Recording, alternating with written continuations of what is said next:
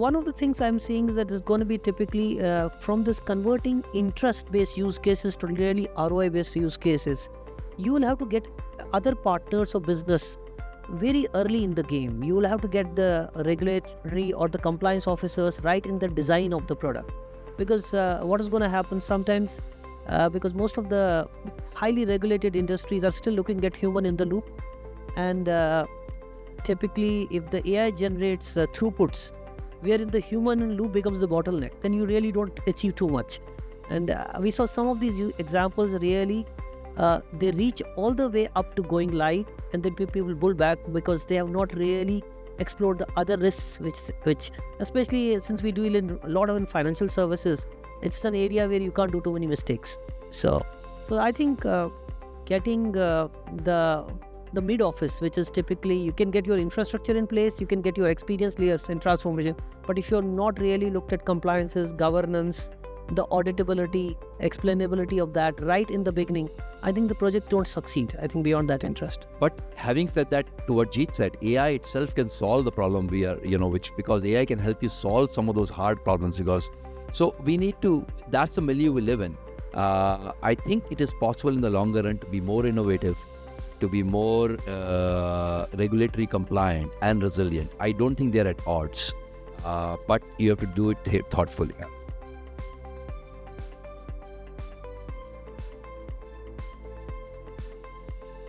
I don't think there is any easy answer to that, and whenever you are trying out new technologies, there are going to be areas where you won't have full control about that. But specifically talking about financial services, I think one thing is very clear that the term "it's okay to fail" sometimes does not work. You can't fail because this is a trust-based industry. This is a completely risk-averse industry and completely governed industry. So some of the things is what is typically happening whenever you are deploying any AI model, whether it's a Gen AI model, there are problems of hallucination, there are problems of bias, which are very, very serious, and regulators are really, really afraid to at least touch the areas of bias and hallucinations. So some amount of what people have really ventured out, at least one thing clearly, leaving AI on its own in the beginning, I think clearly is ruled out. Most of the financial services use cases we have seen typically, either it is augmenting or assisting a human in the loop, and those use cases work. In other cases where you really want to go deeper and get into typically more agentics or typically servicing areas where you're taking out human, you're working in a model where people are talking of shadowing. You end up shadowing the systems for some time, you get confidence. Typically you put systems live but shadow it with people, get your issues or the problems in order over a period of time, and then only roll out. For typically BFSI, it is going to be a slow process. But one thing is obviously the change is typically, it is a change which is going to happen, whether we like it or not. The speed of change, we could debate about it, but it's going to be enormous. The impact is going to be enormous. So when we looked at, once we go back and sometimes look at, are we doing enough is the first question which comes to your mind. And I think I was able to break it into two things in terms of I was trying to ask my next generation leaders to first embrace it themselves in terms of experiencing the AI. You can't be just looking at returns for business if you can't perceive the returns which can provide you as an individual or as a smaller team. And that's the first stage. And because unless the leaders are themselves exposed to the potential of what can happen, I think they will not be able to take great leap of faith for the organization. Very often, particularly in financial institutions, when you start talking about AI and certainly agentic AI, the quality of the data, the trustworthiness of the lineage of the data, all of those are big issues. And I think regulators or financial institutions have so much fiduciary responsibility and trust that any one mistake can be hugely compounded. So data is very paramount. So many of our best clients are actually doing projects on data to get the data quality up, upstream, downstream. And that is a big effort before they launch agentic AI.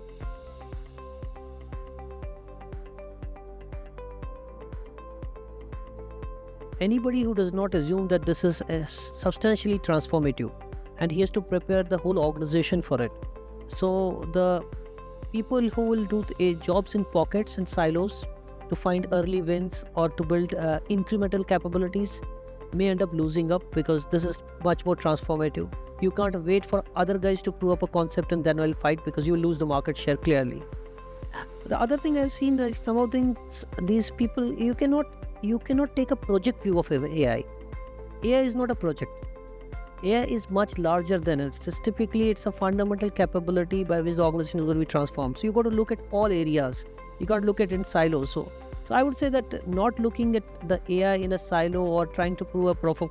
So there's nothing to be proved out here. It's going to work. It's going to transform. Things are going to happen. Now it's going to be whether you're going to be the one who's going to be leading with it and making those changes, and also in a responsible way in an industry where it relates and adds value to it.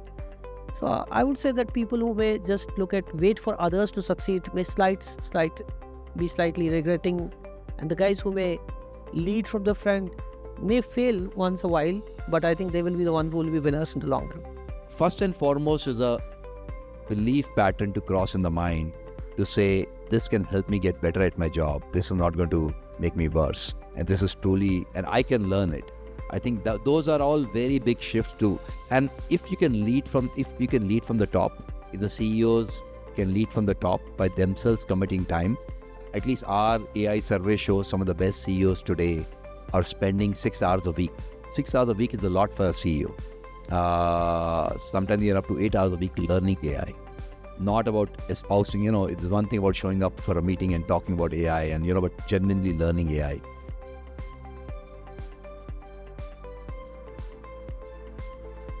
The reality is enterprises are not good at embracing change when it is happening so fast.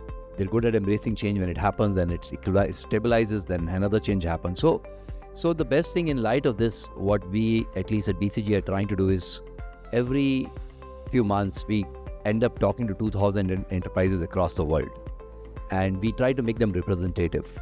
They're American, European, Asian. They're companies below 1 billion, they're companies above 50 billion, they're companies across all industries. Perhaps I have met few hundreds of them, but in an average month, I will end up meeting 15, 20 CEOs, if not more, on AI. So I tend to have a view from, their own living view. So I think not a single CEO or board can today not have it on their agenda. So it's absolutely on every agenda. If it's not on CEO's agenda, it's on the board's agenda, and the CEO has to have it on their agenda. I think the bigger question is the question of ROI. And the bigger question is the question of organizational readiness from a talent perspective, from a tech perspective, from a data perspective. And the bigger question then is, what are the leaders doing which are different from the laggards? But one thing is obviously the change is typically, it is a change which is going to happen, whether we like it or not. The speed of change, we could debate about it, but it's going to be enormous. The impact is going to be enormous. So when we looked at, once we go back and sometimes look at, are we doing enough is the first question which comes to your mind. And I think I was able to break it into two things in terms of I was trying to ask my next generation leaders to first embrace it themselves in terms of experiencing the AI. You can't be just looking at returns for business if you can't perceive the returns which can provide you as an individual or as a smaller team. And that's the first stage. And because unless the leaders are themselves exposed to the potential of what can happen, I think they will not be able to take great leap of faith for the organization.